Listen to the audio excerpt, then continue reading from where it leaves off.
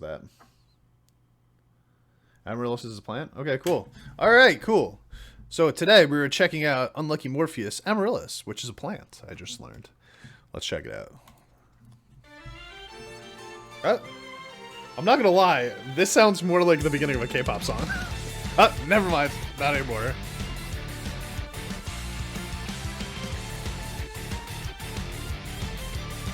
Is it just me or does their guitar tone sound a little different?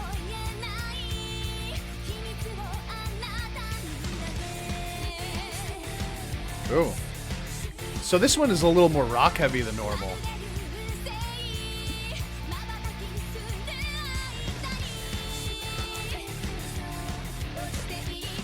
Yeah, you know, a lot of these Japanese rock and metal bands are very, they're eclectic and diverse, right? Like, they can do a lot of different genres. Now, but with Unlucky Morpheus in particular, I generally always have the feeling of, like, this is like a death metal band. This is one of the first songs I've heard from them where I don't really feel like this is death metal. Like, this sounds like more of like a hard rock, alt-rock style. And she's singing a little bit more in the poppy area than the operatic area. A little more like the voice that I recognized when I heard her singing for Doll's Box.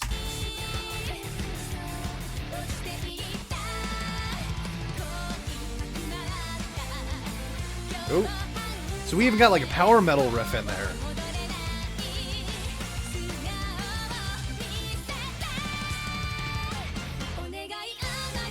Key change.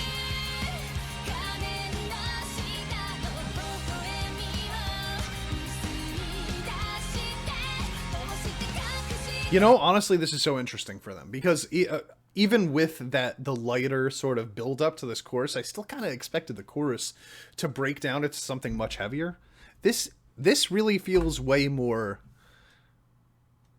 It feels, it's lighter. Don't get me wrong. They're still doing cool shit, you know, because the instrumentalists are awesome, but it's definitely got a different flair to it than the other Unlucky Morpheus songs I've heard.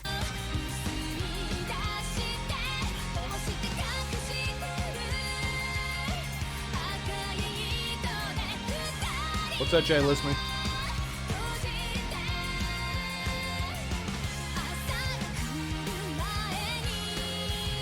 This one's really heavy on the violin, too. It's carrying the vast majority of the sound.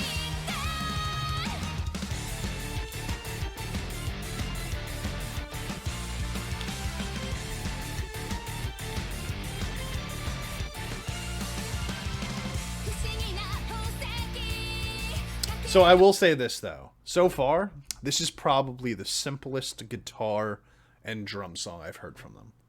And if this was any other band, I don't know if I would love this song, but because it's Unlucky Morpheus doing something that's different than the normal stuff that I've heard them do, I like it because of that. But when you just break it down specifically to the mechanics of it, like this, the guitarists are, you know, they're playing a lot of power chords, they're ringing out a lot of notes. Normally, they're just going hard pretty much the whole time. But again, it's the violin that's taking a lot of the instrumentation in the background and creating the backbone for the song. Not during the chorus. It's not even here in the chorus, is it?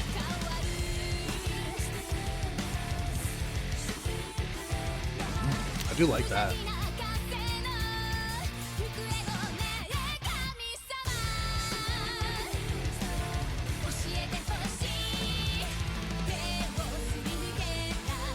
This is my favorite guitar riff in the song. Kind of power metal-y, but it's still like very major and keeps with the vibe of the song.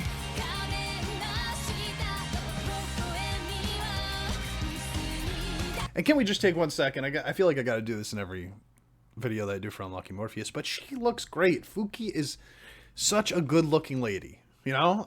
She's just so pretty. And the fact that she's like my age, I think she's pretty close to my age. I mean, she just looks so much better than me at that age. Like, she's like 10 years younger than me, even though she's my age.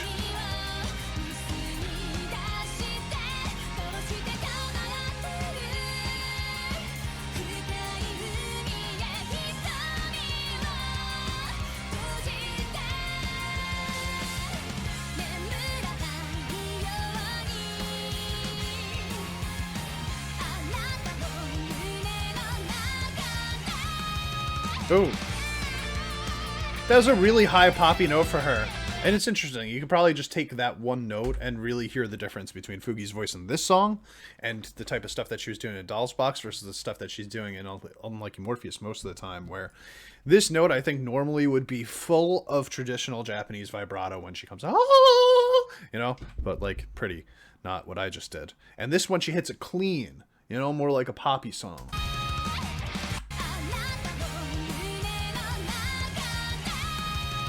It's just like a straight note, no vibrato on it or anything.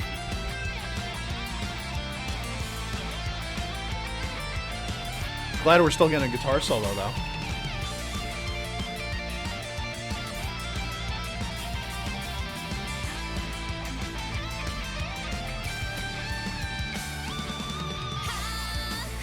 Short, though. Another short one. So even with, like...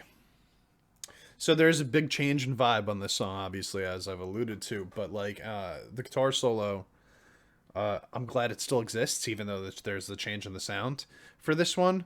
But it was definitely... Like, their bridges are, a lot of the time, super complex and complicated and hard to wrap your brain around, you know? And this one is a very... Like, this feels to me like their mainstream song. Like, this is the one that might get them some attention outside of the metal world.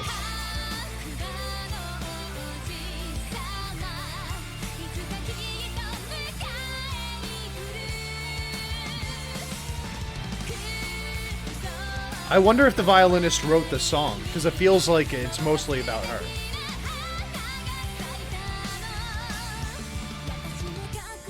They always have the coolest videos, man. Colors, especially.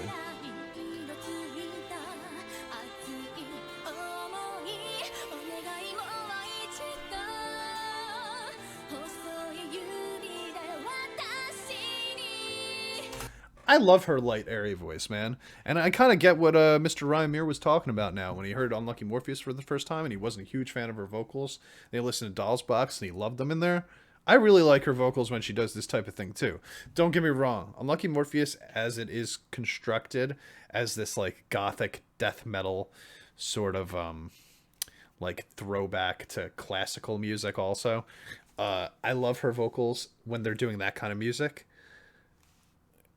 as that type of vocals, but this type of vocal sounds much better for this type of music, and I really like it. Like, she like, if she didn't want to do like operatic death metal, she could just be in like a pop band and probably be just a very, very good pop singer too if she wanted to, because this is a pretty drastic change. She's doing a great job of showcasing her her abilities.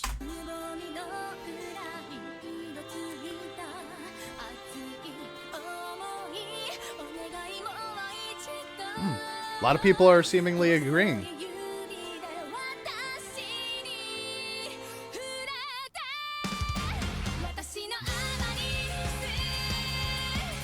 I wonder how Ryan Muir felt about this key change.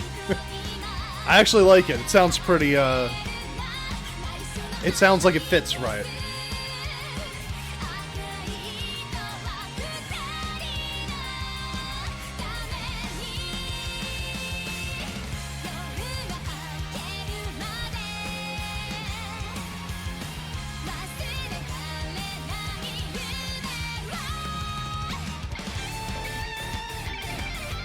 Solo number 2.